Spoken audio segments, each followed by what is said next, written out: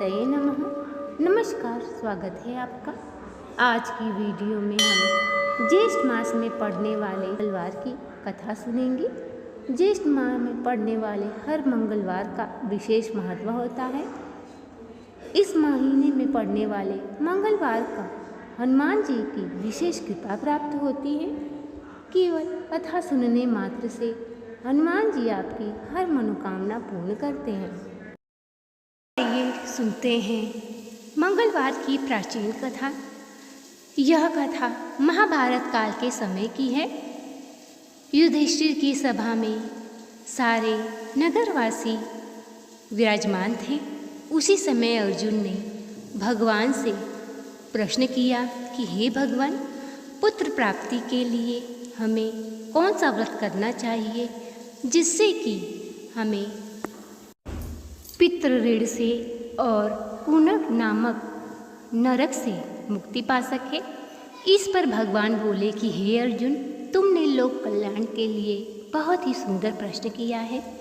इस पर भगवान कहने लगे कि प्राचीन समय की बात है।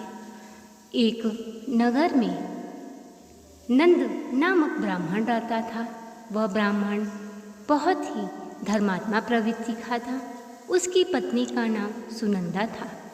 वो श्रद्धापूर्वक मंगलवार का व्रत रखती थी और विधि पूर्वक पूजन करती थी। घर के कामों से जब वो फुर्सत पाती तो हनुमान जी का स्मरण करती रहती। एक समय की बात है कि गृहस्थ के कामों में व्यस्तता होने के कारण वह मंगलवार को हनुमान जी का भोग नहीं लगा पाई और ना ही भोजन कर पाई। इस पर उसने मन ही मन प्रण लिया कि अब जब अगला मंगलवार आएगा तो मैं हनुमान जी को भोग लगाकर ही खाऊंगी। वह श्रद्धापूर्वक भोजन बनाती, पति को भोजन कराती, परंतु स्वयं भोजन नहीं ग्रहण करती थी। 8वें दिन जब मंगलवार आया तो वो बेहोश हो गई और चेत अवस्था में हनुमान जी की मूर्ति के सामने जा गिरी। इस पर हनुमान जी प्रकट हुए और कहने लगे, उठो सुनंदा, मैं तुम्हारी भक्ति से बेहद ही प्रसन्न हूँ।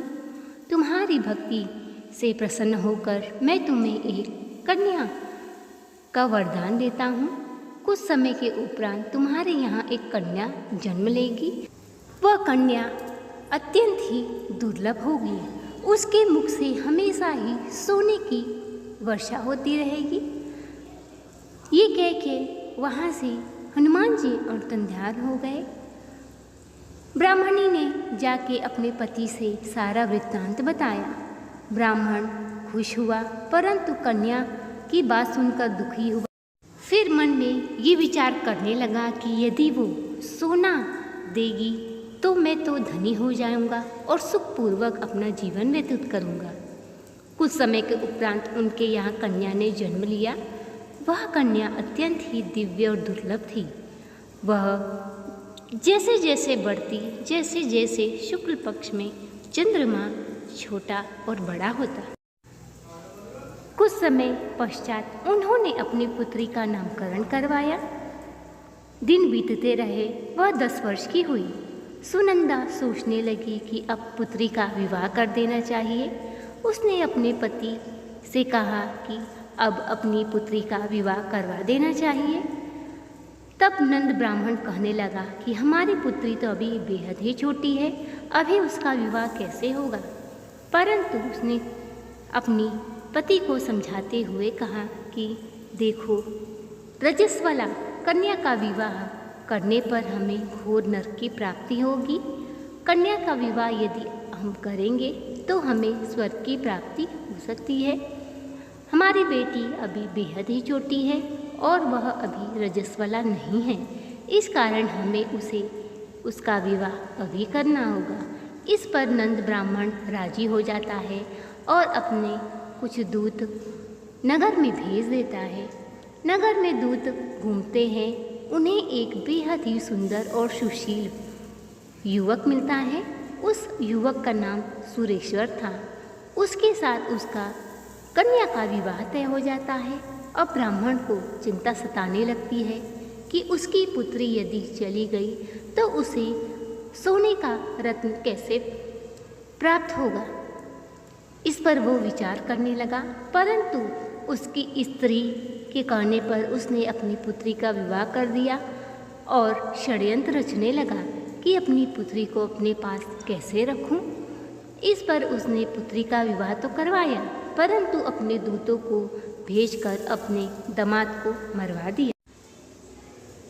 उसने अपनी पुत्री से कहा कि हे पुत्री, शत्रुओं ने मेरे दामाद का वध कर दिया, तू विलाप मत कर, अब तू अपने पिता के घर चल, वहाँ तुझे हर सुख सुविधा दूंगा, तू रो मत। इस पर रत्नावली कहती है कि हे पिता, मैं तो अपने पति के साथ ही जाऊंगी।